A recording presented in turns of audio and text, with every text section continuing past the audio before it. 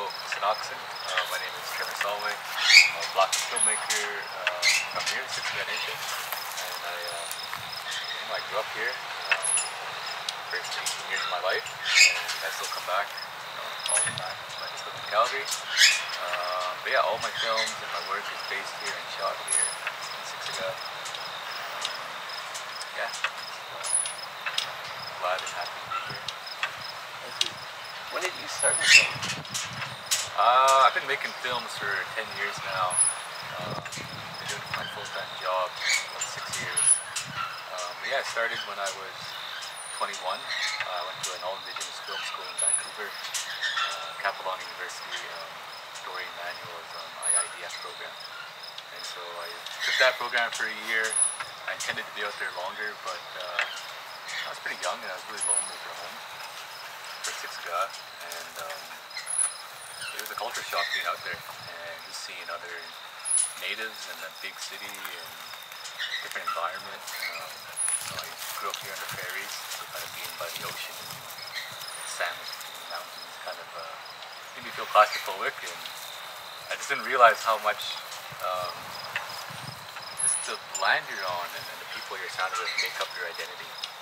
And it's funny, I grew up here on the ranch, and it was really boring, having to work cows every day and do chores, and I was kind of trying to escape it from my imagination.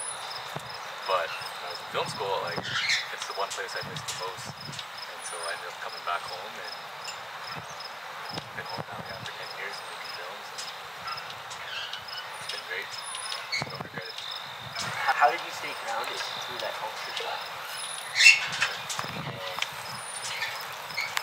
I stayed grounded just, I called my mom every day, I called my grandparents, and what also really helped is I met a bunch of other Blackfoot filmmakers who were out there. There's about 8 of us, and so just having a little piece of home way out in Vancouver, and we just made films all the time, and I was the youngest of the bunch. I think they were all in their late 20s, 30s, and I was 21, and so I was always like the PA, production assistant on their shoots, making coffee, and pulling around equipment, and just doing stuff like that. But I was always watching them work, and I was always watching. I was just so fascinated with filmmaking. I just soaked it all in, and they kept me busy. All in that first year, I must have worked on like 8 or 9 films, and almost every weekend. And I just, it was all volunteer here at film school, and so show up on weekends, work 12-hour days. I think those really got me through, and I've always, exercised, and I was walking at the time and running, and so just taking care of my body. Yeah, so it was a really lonely year. Vancouver, it rains a lot, and it's gloomy, and so but I made it through. I'm glad I finished the year. Do you ever still work with that group that you worked with at Blackfoot? It was a really special time to have all 8 of us work together. There was, Ali Maya Feathers, Cowboy Smith, Damien Eaglebear, Colin Van Loon, Caitlin Pantherboom, Melvin Weaselbear, and myself. And I thought we were always going to work together forever. And people just change career paths. Some people just, move geography to different locations. And so, we all kind of went our separate ways. But when I came back here to Siksika, I started, doing these film camps and started the Napi Collective. I've always just been trying to recreate that magic that I experienced in my first year of filmmaking. Create this Blackfoot cohort or collective of filmmakers. And I've done that. It was 10 years of making films back here in Siksika. But I still work with Colin Van Loon. He's my producer on most of my projects. And I think it's really great to have somebody who you have the same sensibilities and the same values and the same ethics. I think that's really important. It's like almost like a vibe check, Someone could be really good at what they do and really have, cool cinematography or cool whatever they bring to your project. But if the vibes aren't there, you have to spend so much time with this person are these people. You know, that collaboration is such a key thing in filmmaking. That it's really about finding that fit. You know, and I think also if they can be Blackfoot, you just have the same kind of understanding and slang. And it's really cool to do that, and that, you know, our collective has grown, and so like it's always just been my dream to make films with my people. What is the Nazi Collective? Yeah, so Nazi Collective is it's a grassroots filmmaking society that I started here in Siksika, and it exists to just nurture our filmmaking community here in Siksika, in front of the camera, behind the camera, and so we're a non-profit.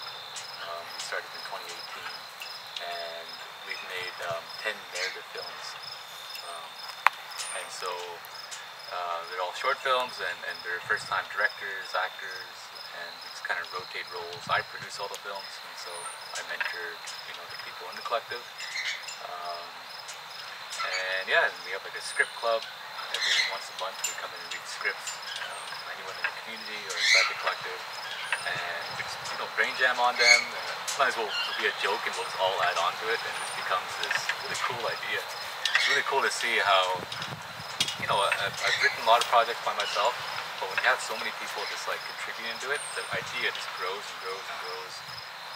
It's a really cool thing to see. And so, yeah, that's an Nazi Collective. There's about 8 or 9 like core members, but probably our extended family is probably about 18 people. How is it to watch those youth really come into their own, they're working with you? Yeah, it's really cool. Like when I started doing these film camps before the collective, like every summer I'd come to Siksika and have these, you know, 5-7 day film camps, and kind of like a blitz. We'd make films and do these things and do these workshops. And a lot of the youth, when I was doing these, and I was like a youth myself, 23, 24, so all these high school kids that we mentored, they ended up going off to university or going off to SAIT and taking film and video production. And now they've graduated. Now I see them in the community doing these kind of gigs I used to do, like, you know, filming events. Or it's really cool to see when I go to an event now, there's like 3 or 4 people at the camera now. Where, like, you know, when I started 10 years ago, there was just me. And so it's really cool to see them come into their own. Just to have that confidence. I think having a purpose in life really gives you like self-esteem and direction. And you know, some of these people, they're my friends before they're my like family, before they're a colleague or something. And that's what's it's and just the stories that come out of it, it's really worth it. It's really rewarding when you have community screenings and you hear your community laugh at things that nobody laughs about, or like they get certain things that you intentionally put into film. It makes it really worth it, you know. It's much more rewarding than having a big screen in downtown Toronto or Calgary, or, you know. These screenings here in Siksika are really special. Even if it's in a gymnasium with speakers that echo and a projector, and you know, it still is like a really, you know, rewarding experience. So the community really receives all the work really well? Yeah, I think, like, when I was growing up in Siksika, like, I grew up here on the ranch and just like in the community.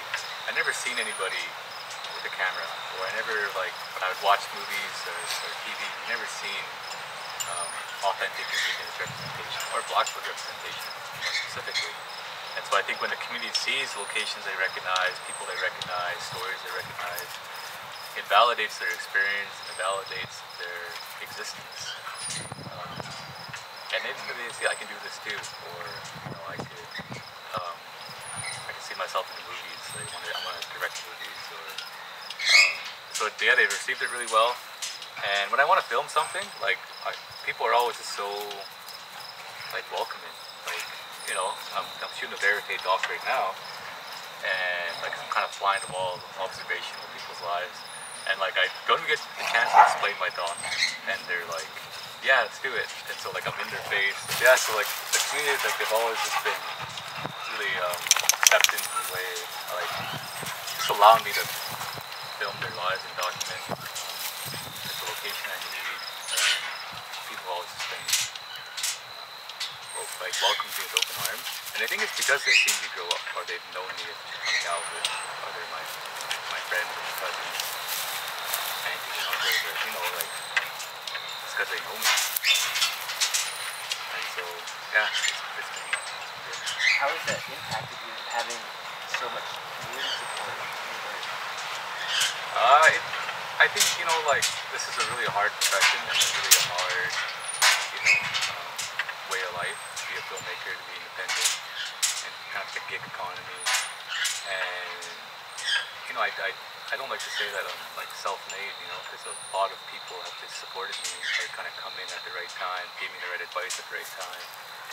And sometimes just people like saying, "Oh, I really like your film," or "I saw your film."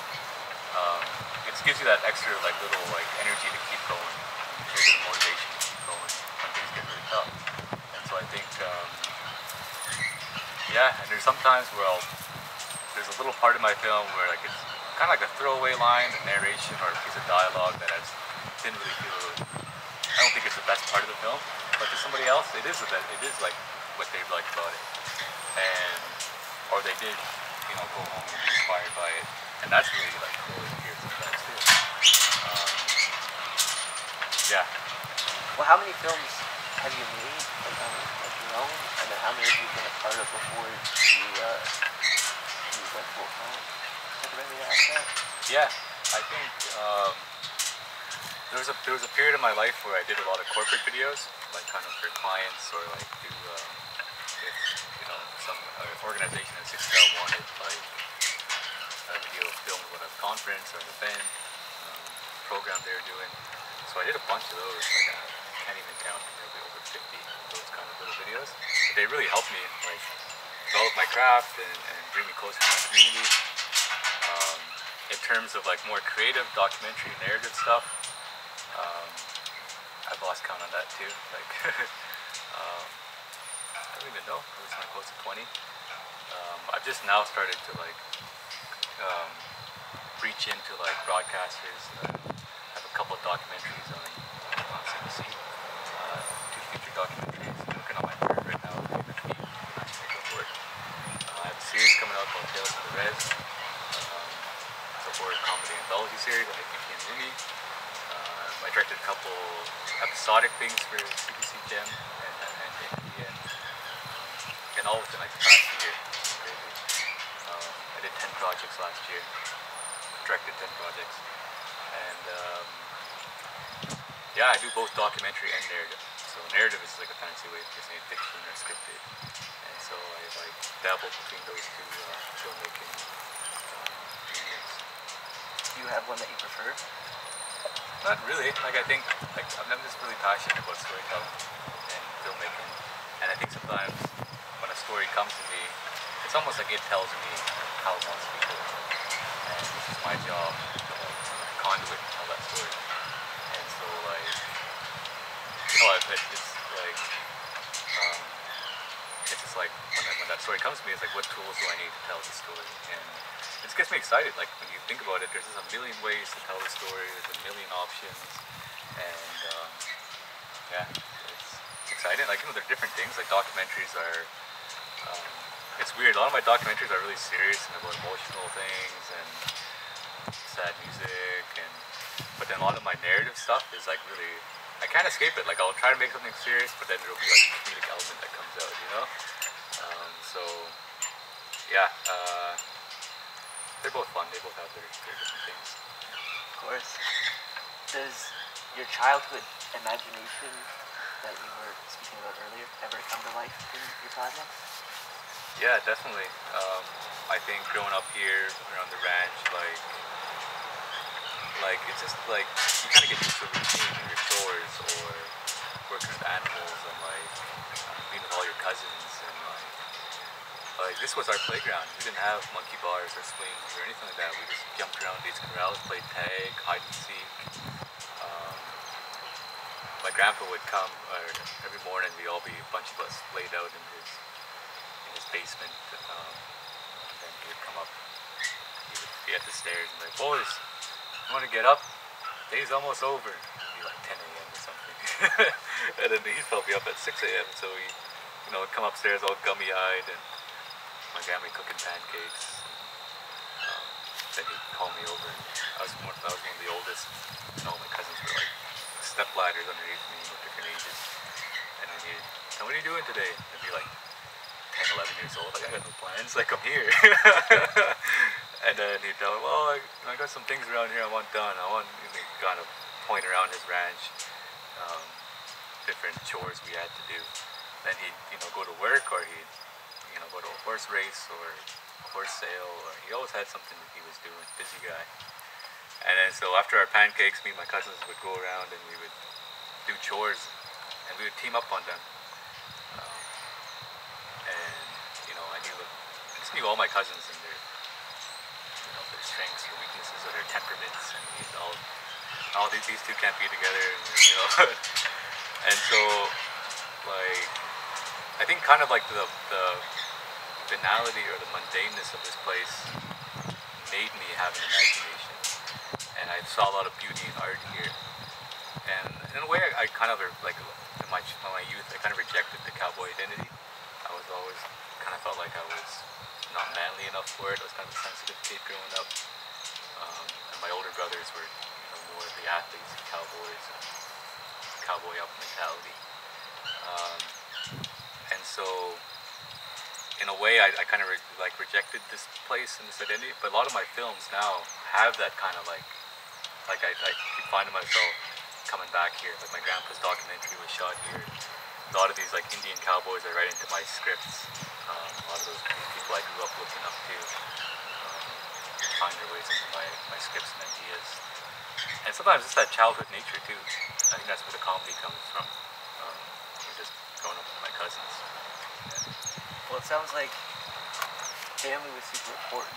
It also sounds like you were already directing in a way when you were a kid there, hey? What is an Indian cowboy?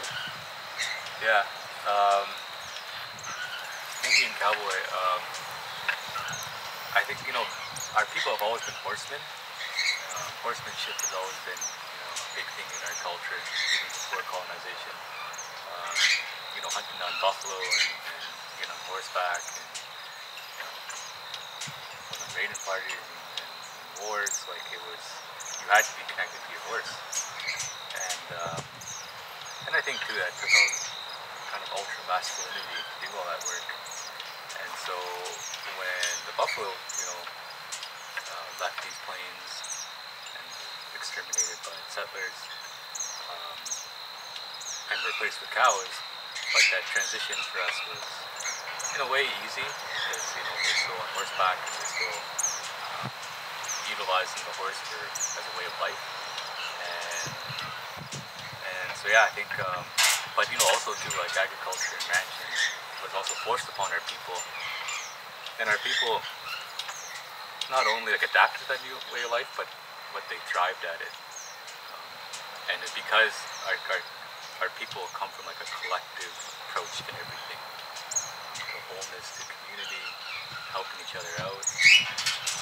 Even growing up on this ranch, like I said, all my cousins, we'd be like tackling things together, and and not just us as cousins, but my grandpa has 8 kids, and even though he's passed on now, like there's 4 ranches around here, and we all go to different each other's ranches and help with stuff, brandings or roundups, or working cows, and we go to every ranch and we do that. We make an effort to help out each other, and that's the way my grandpa raised us.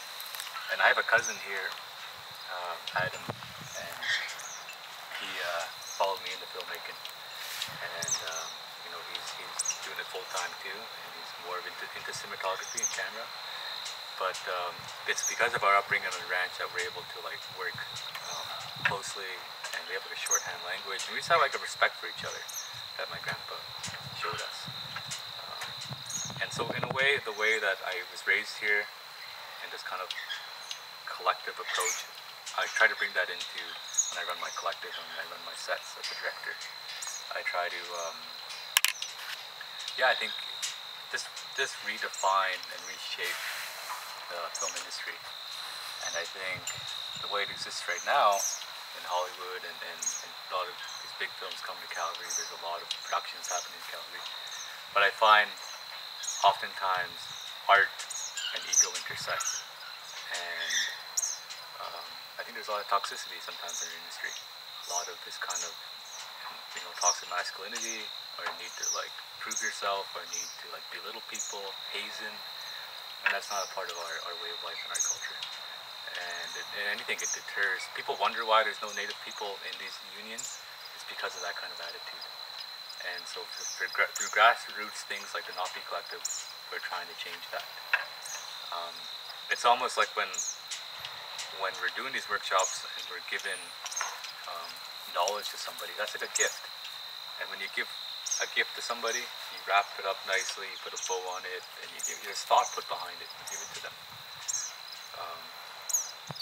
You don't throw it at them and be like, I don't know why you want this anyway, like it's garbage, and like you're garbage. Like that's how people treat each other.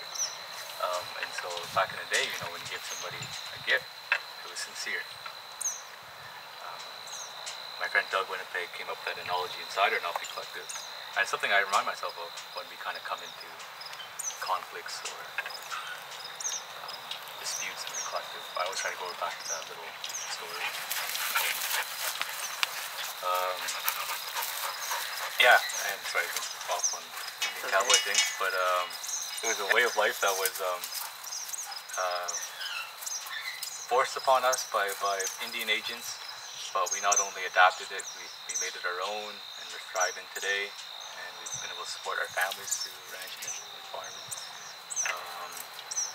And we've been really successful at it, despite many barriers put in our way by the Indian Act, by Indian agents. And that's our people. We're very tough, resilient people. To live on the plains is really tough. And you look at the buffalo, like they were tough creatures. And Blackfoot people are almost synonymous with them. And when like a storm happens, like a big blizzard, they happen a lot here in Alberta. Buffalo are the only animals that go through the storm. Deers and rabbits, other animals will go and they'll hide and wait out the storm.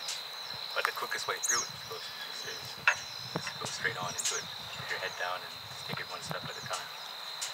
And so when I kind of go through hard times in life, that's what I think about. I think about the buffalo, I think about the eating, the strength they had to do that. So it's the only way, to get through a problem is just to face it, to sit with it, feel it. Can you speak about how the buffalo were the keystone species? Yeah, like I said, the buffalo and the Blackfoot were synonymous. Were one and the same, and they were a part of our way of life. Almost every part. If it's spirituality, if it's shelter, if it's food, we just relied upon them so much, and they were a gift creator. And they're part of our ceremonies. They're, very sacred animal. And at one point, they were like, there were so many of them. I heard that if you could back in the day be up in space, you would just see like these brown streaks on Earth just kind of moving around. And people would say when they would pass, because they would migrate, and they migrated right through Blackfoot territory. That's why our people have fought so hard to hold these borders from the South Saskatchewan River down to Montana at Yellowstone Park. We would hold that area from the mountains to into Saskatchewan, because the buffalo would migrate through that area. And when people said when they would migrate, it would be like a traffic hour. It would just go day and night, buffalo was going through. And so, but when they were here, they were a keystone species. And so they were at the top. And so just them living their lives benefited everything. Benefited the land, the insects, the birds, the animals. They would wallow in the ground, on the ground they would go back and forth, and they would create these dips. Then in the spring, the water would bring them up. And, different kind of, bacterias and birds and insects and different life would just blossom around those wallows, just from that buffalo doing that thing. And then from their fur, birds would make their nests out of their fur, and their young would, and it's thick fur, so it's warm, and so those eggs would expectancy to hatch and those little hatchlings to live would be higher their survival rate, and so they benefited all life, and not just like animals, but they also benefited us. They benefited everything in Blackfoot. And that's me. They were all in treaty with each other. The animals, the birds, the water. When we say treaty, we're not just talking about two sovereign nations. We're talking about living in harmony with everything, and they were a big part of that. Just thinking about it all. That's crazy. So you could probably see it from space. Yeah, yeah. Just one giant lion, eh? Yeah. Wow. And they were exterminated like they were pests, like they were rats. Like people would just shoot them and leave them, not harvest them or take any of their gifts that Creator gave us. Through them, they would just boom, boom, boom, boom, shoot them, and they're dead. And people, I've seen this picture of all these buffalo skulls, like a big pyramid, and this guy started boasting about it, and it was all part of the plan to like clear the way for the CP rail going west, and just up the hill you took the train tracks, and that's the CP rail, and that too has claimed a lot of lives. A lot of people got hit by it today, and so it's brought a lot of death. But it secured Canada for it to be a country and to get resources from the coasts. And, a lot of Canada's progression is tied to Indigenous death, extermination, an attempt to anyway. This speaks to again what you were saying about the resilience.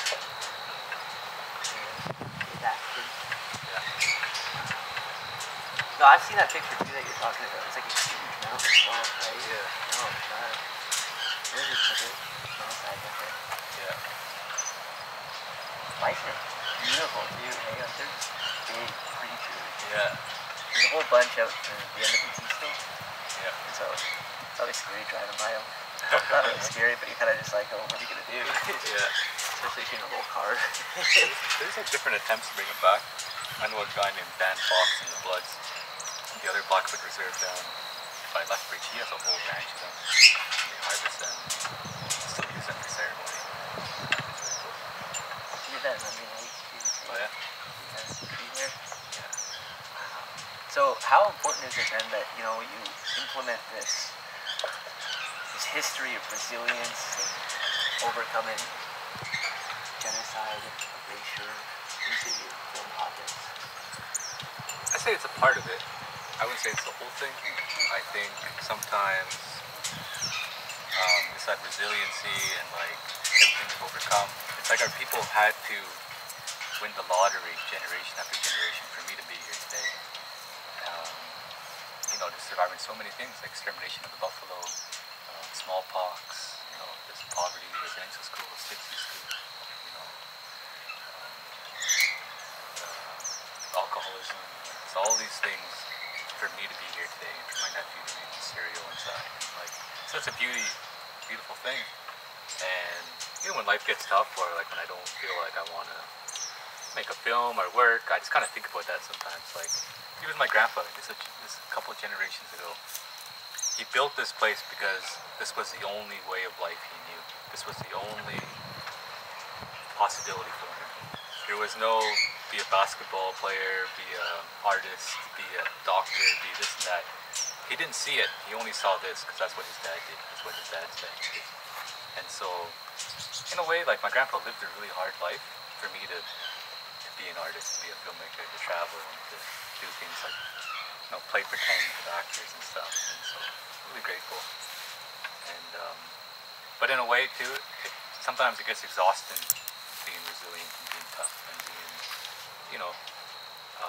we can just exist, we can just chill, we can just be. And I think this toxic culture we live in today loves to make us feel inadequate, loves to make us feel not enough, loves to make us feel like we need to work hard to get that next pair of Nikes, But that path towards wholeness Like it's just the next step. It's not 100 steps over there. You know, you can be happy right now. You don't always have to be tough and resilient. And I always tell people in my collective, you can tell any story you want. You don't have to tell a story that's tied to language, that's tied to residential school, that's tied to suicide prevention. There's all these heavy topics that we always are expected to address as Indigenous filmmakers and storytellers or youth. You can make any story you want. Don't put yourself in that little brown box, because they do it already for us. And so the films we've made these like crazy dystopian films, horror films. They love making zombie films. I don't know how many zombie films I made with youth, but you know, like, it's okay. I'll keep making them if that's what they want to do. Because I'd much rather make that than more and more trauma porn. You know, there's enough of that exists out there for shock value. Yeah, and right now I'm working on a documentary at the NFP about Blackfoot masculinity, and it's just about like a variety of experiences and expressions of Blackfoot masculinity, and just like showing like everyday life of us. And I want this film to like for you know, howdy-towdy white liberal people to be like, when's something bad gonna happen? And then nothing bad ever happens, you know. And maybe it does happen, maybe it doesn't. But I'm not gonna like force people to like, you know, exploit their fears or their pain or their sadness. If that's what they want to tell me, that's what they want to tell me. I need to hear that. With my own content, I kind of resort to putting myself in that box. Yeah. I think it's true for a lot of Indigenous content creators. Yeah. Wow. No, I needed to hear that big time. I'm just sitting there thinking like, oh man, getting called out. Holy. Well, there's that like almost like obligation. Yeah. You feel and carry around like, if not me then who? Yeah. Mentality. I used to feel like that too, and like I definitely feel like there's a time and place for stories. And our language, I think the Blackfoot language, is only a few, like I think like 1,000 speakers or something. So it's definitely a priority. And the tools that we have at our fingertips in our generation, it could play a pivotal role in saving our language. Such a powerful medium. Everybody has a screen in their pocket. Everybody's constantly we live in an image-based culture. And there's a lot of power in what we do. I'm just saying that like, it's not the only thing we can do. There's a million of possibilities that we can do. And I want Indigenous youth, when you're watching my stuff, to like just know that there's a million possibilities in their life, and not just one or two. Remember when I was a kid growing up, there was like rodeo, hockey, basketball, or there was like drugs and alcohol and that kind of stuff. And I always kind of felt like a lot of people, I was the first one to go to university in my family, out of my cousins and stuff. And there's like 20 of us. And you know, I didn't think it was a possibility for me. I always kind of kept waiting for something bad to happen, and it never did. I was, you know, thought I was going to slip into alcoholism or slip into an addiction, and so it never happened. And I think maybe creators kind of kept me on this path so I can show other people their possibilities. Yeah, no, representation is so much more than just seeing like an actor or filmmaker. Like, it goes so much deeper, right? Like doctors or even like professors. That's what I always keep thinking about. I'm like, oh yeah, I don't know any professors, so that's what I want to be eventually. Yeah. I think it was actually when you were speaking at a Mount Royal, the Mission Center, Yeah. when it really like dawned on me how important representation really is. Yeah. So, thank you for your knowledge. Yeah. It's definitely helped me a lot. Yeah, if you want to go more on representation, that'd be awesome. Yeah, so I know I love talking about this. It's one of the guiding principles when I'm making films and telling stories. I think that when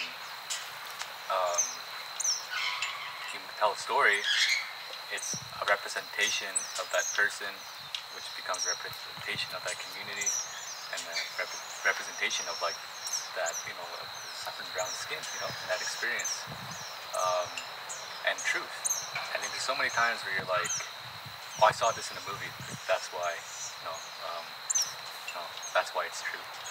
Like if I told you about this animal that's as big as this barn, and it's, you know, it's a giraffe and it's spotted, and it's like, you know, if I told you about this, it might sound crazy, but then if I showed you a picture of a giraffe, you'd be like, oh yeah, I believe you now. And so I think a lot of Native people, we've been at the dawn of cinema. You know, Thomas Edison, the first thing recorded in the moving image was Thomas Edison's recording of a Pueblo ceremony. And you look at films that were popular in the 1900s that carried cinema in theaters and everywhere, was Western films. And who were the bad guys in those films? It was us. And a lot of times the people in those films weren't even natives. They're white people with brown makeup. And every native became a Plains native. There's so many diverse native languages and communities and beliefs. So those films contributed to like a kind of pan-indigenous culture. And our image of those films has also transformed so many times. We've been the savage Indian, we've been the noble Indian, we've been the peacemaking Indian, we've been the rebellious Indian, you know. Any kind of Indian Hollywood wanted, we did it. And it still happens today. There's still, you know, native background actors, you know, who want to become film stars, want to be the next Tom Cruise, Brad Pitt, but they get stuck and shot off a horse, you know, and getting hurt, getting injured, and, you know, being belittled on set. And so this legacy of, you know, the pan-Indian in these Western films continues on, the dead Indian, you know. And so I think to fix that is just having real Indigenous people telling these stories and being empowered to tell these stories. And there's been a lot of progress towards that here, especially in Canada, through initiatives like the Indigenous Screen Office. There's actually a document now that exists called the Pathways and Protocols. It's developed by Imaginative, the Indigenous Screen Office, and the National Film Board. It's about proper ways to go about telling Native stories, or to collaborate with Native storytellers. And so I think sometimes you don't realize that like all of the choices you're making to tell a story, and even in a documentary, sometimes we're creating like an artificial art in someone's life, and who's creating that? It's us as a filmmaker. And if that person's, you know, not Indigenous, creating an art in your life, it's not an actual representation of that truth. And I think sometimes you see these kind of poverty films about us, and there's so much judgment just on like, oh, if they didn't do this, they would do that. Well, if they just did this would have happened. But we're not aware of the spectrum of choices that they actually have or don't have in their life that led them to, you know, the unfortunate circumstances that people find themselves in. And so, you know, a lot of my work too, I'm just trying to create empathy for those people. You know, I think we're still clawing our way out of trauma, and we're all working towards that path of wholeness and healing. And I see it a lot in our youth, talking about things like therapy, talking about their feelings and emotions. This next generation, you know, change the game. Man, the pan-Indigenizing drives me crazy. I think that like our identity has almost been created like, is it a refactor fiction, you know? And I think that sometimes people, when our image is reproduced on things like sports logos and like everything, we're toys, we're action figures, so it becomes something that's a material, something that can be disposed of, something to hold up on your wall, and you get tired of it, you take it down, throw it away. And, or relics of the past, you know, like our identity has just been kind of mumbled up and thrown in the trash, picked up, you know, it's just, and I think the impact that has on our youth to feel, their self-esteem is so low from that representation, or lack of representation, or misrepresentation, and just not seeing yourself as a real human being. And I think sometimes when you think of things like, you know, missing and murdering Indigenous women, or, you know, Colton Bushy, or some of our people that's getting shot, it comes from this idea that we're disposable, you know, or you know, this can happen with no consequences. And so, and I think our youth internalize that. Well, like I can literally, the law is not here to protect me, you know, and just what that does to their self-esteem. And that's why when we're making films, that's why I say to have their experiences and existences validated is really important. And whatever that is, if I have a film that shows a house party or kids, you know, navigate, you know, while their parents are drinking, watching this house party, or someone smoking weed or drinking a beer. It's not that I'm promoting it. It's just that, you know, that's somebody's experience. Am I going to say that, you know, it's not their experience? Am I going to sugarcoat it? And I think sometimes our people get so caught up in white validation that they forego those stories. And so yeah, I think representation matters, and we need to keep making images. There needs to be a million of them out there. Overcome that tokenization. Yeah. Yeah, like even like gift shop figurines at indigenous gift shops. Yeah. Oh, I guess it plays like a huge role, especially like I remember like looking in the mirror and feeling so strange about seeing like the brown skin looking back, you know? Yeah. Because I mean, I spent half my life like in Yellowknife and Nunavut, but I also spent half of it like in Nova Scotia and the surrounding area, like white communities. Yeah. And so I remember as like a little kid being like why don't I look like them? You know what I mean? Like there was like, I remember that in movies too. Like what you're talking about, like not being able to, I guess, recognize and associate myself with myself. Yeah.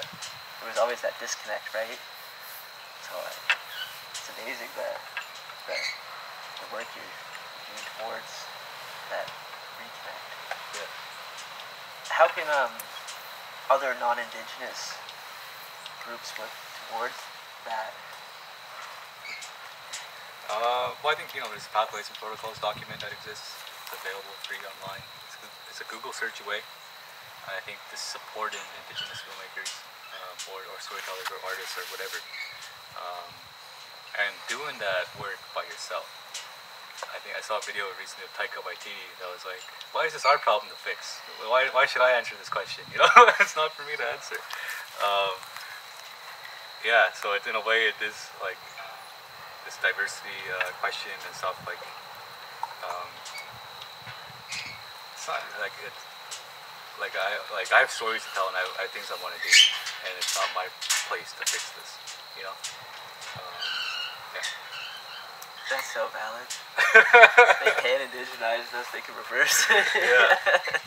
There were horses here pre-contact, right? No, they I think they were introduced by Columbus or whoever came in the States. And people talk about the dog days of when we used dogs, and like not very riding dogs, but like we used them to pack around things. And if you look at our teepees, before horses they were smaller, and then as we got horses they got bigger. And it's almost like our way of life, you know, it got more advanced when horses came. But dogs, and you look at the word in Blackfoot, bonogomida, bonoka means an elk, and imida is a dog. So when our people first saw a horse, they thought they were elk dogs. Oh. Bonogomida, and they still call them that today. Wow. That's cool. Because people make it sound like it's a long time ago, but in a way, like I was talking about Western films and sports logos, like it still continues today, this erasure of our identity. And yeah, like when people type in Indians, like what comes up? Cleveland Indians, you know. And it's more covert now, and it also like just made tons of money, and none of it has gone back to us. But we're perceived to like get tons of money and live a really like luxurious life, or not work, or just all this narrative about Native people that's totally not true. Yeah, so we're judged as if we get more when we get like significantly less. Yeah. That lazy narrative, that one hits hard, you know? Yeah. So it's like, Yeah, oh, you do? Yeah. And sometimes in film, like what I've noticed navigating these bigger sets and industries and budgets and meetings and um, navigating this industry in this world is that native filmmakers were almost like judged as if everything was handed to us. Like, oh, you're making this film because there's money for you, or you know, it must be so easy, and I've had to do all that, I've never gotten a grant, and all this kind of stuff. But we've actually had to work harder to get here. Not only do we have to overcome things in our lives that we're much too young to understand or cope with, living on, it's living on reserve and a lot of the limitations out here. But also to bring filmmaking here has been really tough. A lot of the infrastructure issues that already exist out here, they get amplified by filmmaking. Like when I want to make a film, like transportation is a huge issue out here. It's the second largest reserve in Canada. And so when I say I want to make a film at this location, we literally have to come up with a carpool plan to bring everybody to set. Or before that, I would go pick up everybody. And I would come to set 2 hours before just to do that. And then I do that at the end of a 12-hour day. And so those are like 14-hour days for me, 15-hour days. If we forget a prop, we can't just go down the street. Our story has to adapt around it, you know? And different priorities. If someone's the only breadwinner in that family, if they're the only one with a vehicle, they can't come to set that day because their grandma needs to go to an appointment or someone got sick or, you know, they're relied upon. We have to do without that person, you know? We have to wear multiple hats to fill in for that person. And if that person tries to make a film in Calgary or be in the industry, be in the union, if they say that, they get fired. You know, they get put on probation or they get reprimanded, and there's no empathy. The different priorities that exist out here, you know. Out here, your first cousin is like your sibling, you know. Your uncles and aunties are like your moms and your dads. And in the white world, I think the nuclear family is just your mom, your dad, and your kids. You know, out here, it's like your family's so huge, and they all equally mean everything to you. And so I think that exists out here. And so like making films out here are much harder, and in order for us to like make things happen out here, it's much harder. But we're judged as if like all these opportunities were handed to us. But to me, it's all worth it to make films out in here. My TV show Tales from the Res that's coming out was all shot here, and I'm proud of it. I think when youth see the film or see the series, they're gonna like the pride that's gonna come out of it is so worth it. Building off the challenges, what has been the biggest challenge you faced in the industry? Biggest challenge, I guess like that too. Like I think there's a long history of, like I was talking about, like people telling our stories for us, and I think a lot of that is like that judgment that we don't know what we're doing, or we need more experience. But like, how do we get experience if we're not going to fund our thing, you know? And so I think I've always wanted to just have my sets be a community set, and just battling against the industry and the way things have been made. And I think if you look at how you go about a city, there's sidewalks, there's streets, there's a predetermined way of how you move about the city. In the same way, there's predetermined ways of how you tell stories. And the industry has pushed it towards like a consumerism, or like it's a business, you know? And creativity is everything but a strategy, you know? Your next film doesn't always have to be bigger and better. You know, that's not the way creativity works. Kind of comes and goes, and like you're an artist. And so I think just trying to dismantle the way things have always been made and make them in our own way as Blackfoot filmmakers has been tough. And it's been slower, a lot slower than I wanted it to be. 31 now, been making films 10 years, and like Tales from the Res took 5 years to make. And it's because we're trying to do things the right way, or in our way. So yeah,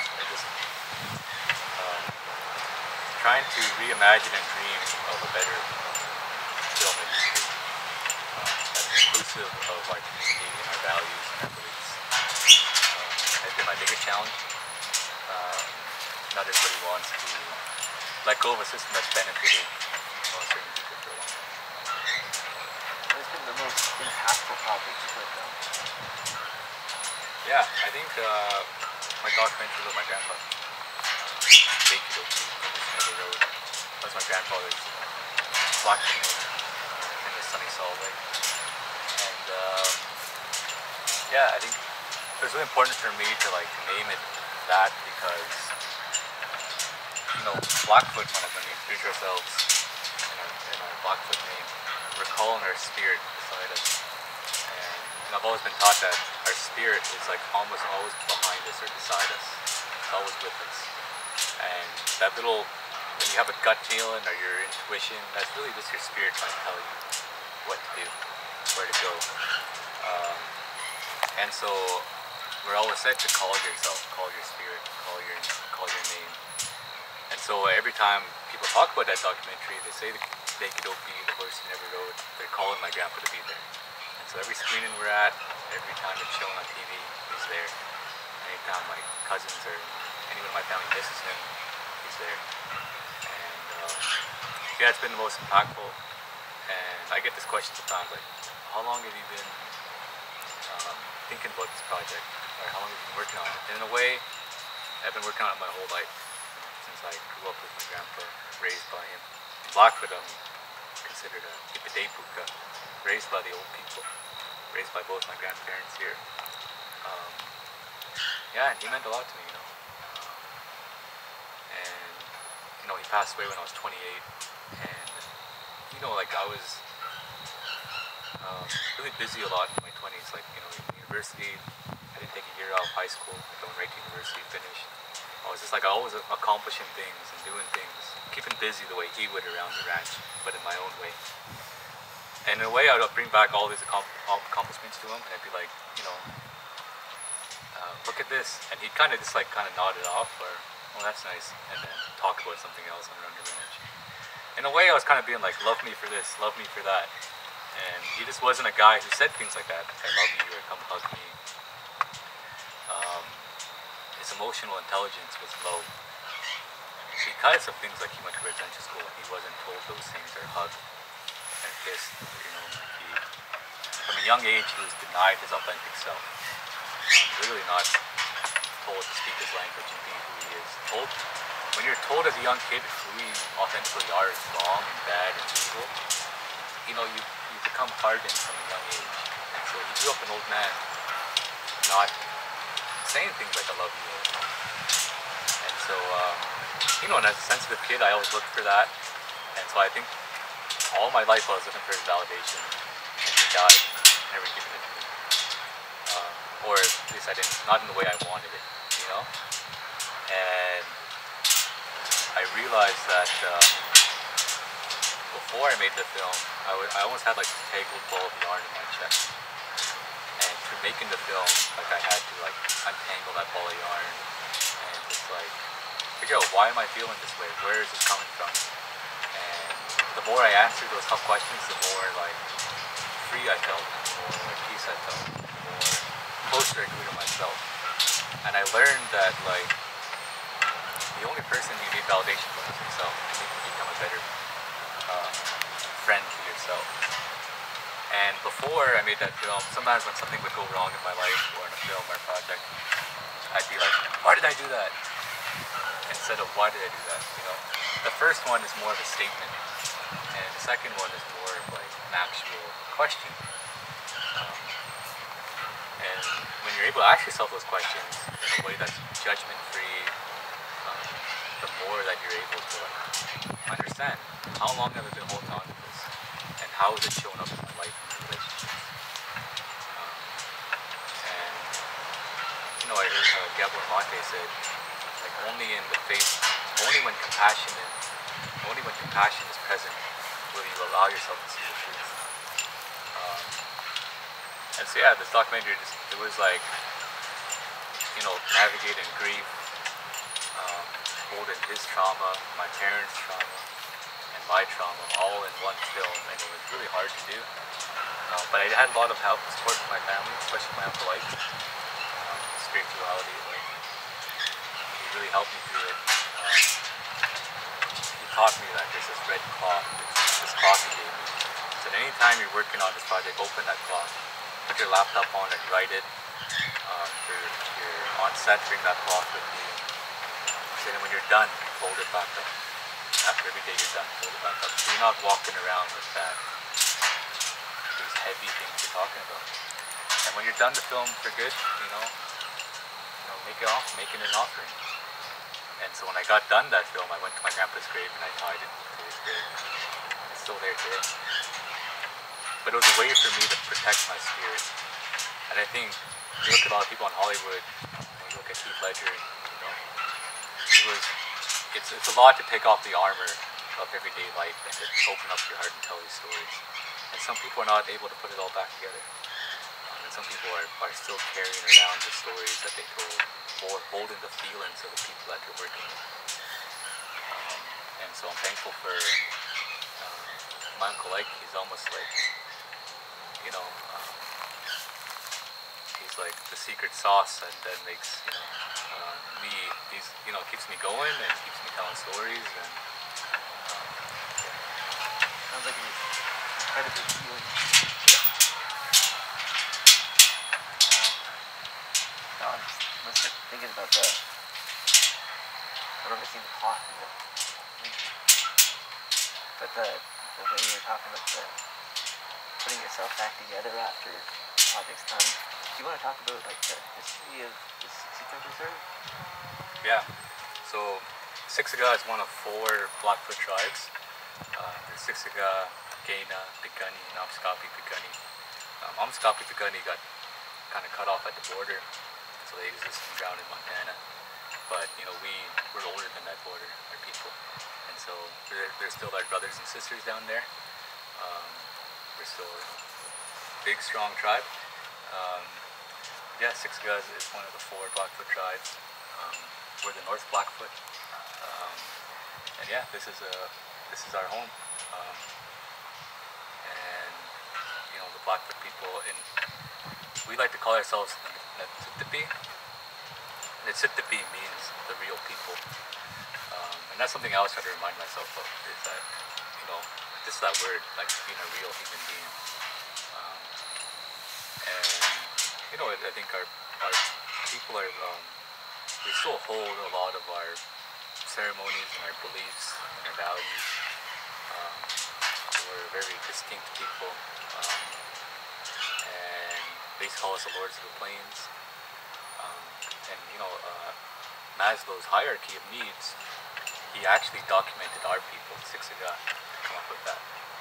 And he got all this praise and he's taught in universities, but he took it from here, from our ceremonies and our sacred societies and our bundles. He observed the Blackfoot people for many years and then came up with that. So a lot of people don't give credit to our people for him exploiting us, but we're second largest reserve in Canada, situated on the Bow River, which is a beautiful piece of land. That's my home. How long has this been in the community? My grandpa moved down here in 1975. So what is that? 50 years now. Yeah. It's the same age of one of my aunties. So her name is Tammy. I think she's almost 50, but we're saying that. But it's been here a long time, and this is where everything started. And so if you on the drive out here, you probably saw a couple of ranches. And those are my uncles and aunties. My grandpa, they kind of branched off and did their own things, but this was always like the headquarters. We still use it today. We still run horses and cattle. My mom lives here now.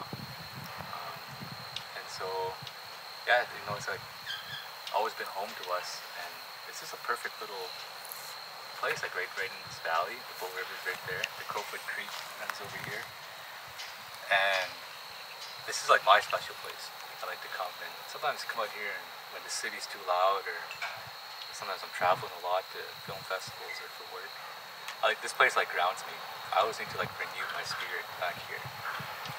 And the Crowfoot Creek over here, like there's actually my grandpa's cemetery is up here. My grandpa was born and raised on that creek. Like he never lived anywhere. He didn't move to Calgary. He didn't move to Strathmore or these other cities. He just always lived here. And sometimes I still feel his spirit here. And I just, like, sometimes I just walk around and talk to him like he's still here. Catching up on the family and stuff. I still feel him, And so, yeah, this place means a lot to me. What was the biggest lesson that you taught you?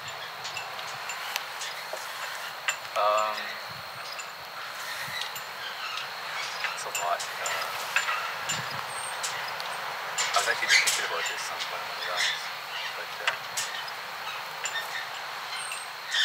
like he just always made sure that there was no shortcuts, or there's no easy way of doing something, In his kind of language, don't half-ass it, Always make sure you do your best. And sometimes we'll be fixing something around here, a fence, or we'll be doing something, and we'll try to think, I just want to get done so I can go inside. And then we we do it in a lazy way. Then he'd come around the corner and he'd make us take it all off and then do it again. And then we'd make our job longer and harder. But I'm glad that he taught us those values from a young age. Because now when I look at something, you can do it the right way, or you can do it the easy way, And sometimes the right way, it lasts longer. And there's no shortcuts in life. Like sometimes when I even think about my own healing and my own journey, like it's easy to be petty. It's easy to keep running from your trauma. It's easy to keep drinking or partying or keep filling that void. That's the easy way out. Or you can actually go in and do that work. You can actually investigate your feelings and feel them and sit with it. And I'm at a point now in my life where I don't want to run anymore. Like I want to feel everything. And on the other side of that is a much more profound appreciation for most part yourself, but also it extends to your family and your friends, your relationships you have, your spouse, your partners, your work. But all of it starts here. It starts with yourself. What do you think the little kid version of you with big imagination here would say if you could see the work you're doing now? I don't know. I don't think he would believe it, I don't think he would have seen the way. I think if he saw it, he might be kind of intimidated and scared. But I'm glad that, he pulled through. And, and I would tell him that he doesn't have to work so hard, to be liked and loved, He's good. He's perfect just the way he is. And yeah, sometimes I talk to little Trev, and sometimes when little things happen, I get scared and nervous or anxious, and it's just my little self that's still in here that's feeling that way. And you just have to reassure yourself that you're going to be alright. Whatever happens, you're going to be alright. You can get through it. That thing you're worried about, it's easy peasy. And I remember this one time, we were at this house, and the bus used to pick us up at night, down the driveway. And in the winter, we get picked up early, sometimes 7 a.m. And in the winter, it's still dark out, and there's a blizzard happening. And one time, it was me and my brother and my older cousin, his name was Chris. And I remember, as a kid, I was scared of everything. And I remember just looking at that bus and seeing this blinking lights in the dark, and then this porch light, and being rushed out the door. Hey, we're gonna be late for the bus. And I didn't want to go in the darkness from the house to the bus. And my cousin Chris, he was probably only 12 years old or something, 13. I was in grade 1 or 2. And he told me, just look down at your boots. Just focus on one step at a time. And then he walked with his back towards the wind and the snow. And me and my brother were behind him.